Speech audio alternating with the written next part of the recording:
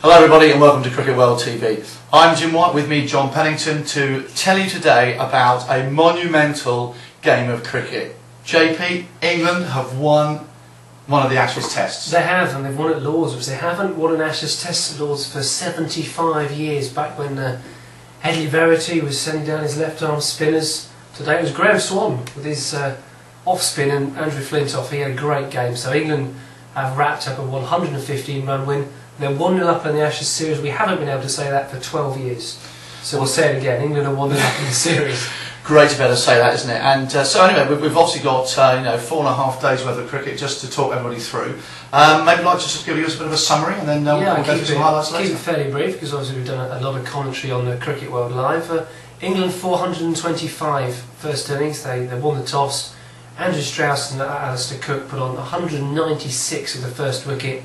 Strauss made 161, Alistair Cook 95, and they really did bat exceptionally well. And they then bounced back and bowled Australia out for just 215. Mike Hussey batted very nicely for 51. James Anderson picked up 4 wickets. It was all England, and they didn't enforce the follow-on, which at the time, what were your thoughts on that decision during the time?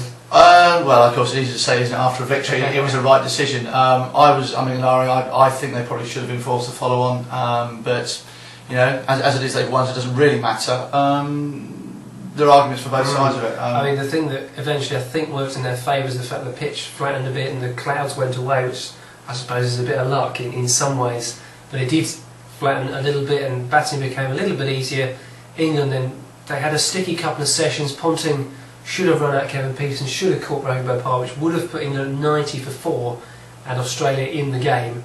They didn't. They went on to scratch around for a bit, laid the foundation. Matt Pryor to come in and smash 61. England declared on 313 for 6, which left Australia 522 to win.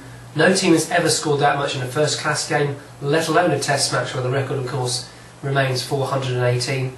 They got they gave it a really good go. 406 all out in the end. They were reduced to 128 for 5, and never thought, that's it, game over. Michael Clarke and Brad Hadding put on 185 for that 6th wicket, which fell earlier on the 5th day. Michael Clarke's sublime innings of 136, possibly his best innings as a Test cricketer. Brad Hadding 80, and then Mitchell Johnson at the end came in with licence to play his shots. Looked like a man possessed. No celebration once he got to 50. He was going to try and get Australia as close to victory as possible. Unfortunately, he was the last man to fall. Graham Swan taking his wicket, and Andrew Flintoff, man of the match, 5 for 92, bowled all through the morning session.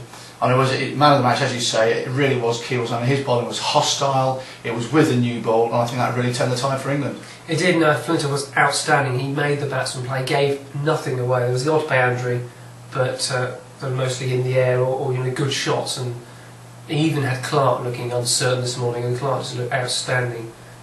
Certainly yesterday, him and Strauss batting efforts outstanding. Well, it's a match that I'm sure Freddie will be really happy to sign off at Lords with a 5-wicket haul with his name on the board in the pavilion there, and England going 1-0 up in the Ashes series after, of course, the draw over at Cardiff a bit earlier. A couple of weeks rest now, or 10 days before the second test starts. For the players at least, yeah, not for us. And we look forward to bringing the 3rd Test match. Can't wait. And I think it's going to be really teeing up now for a really great summer of cricket. I'm Jim White, and this is Cricket World TV.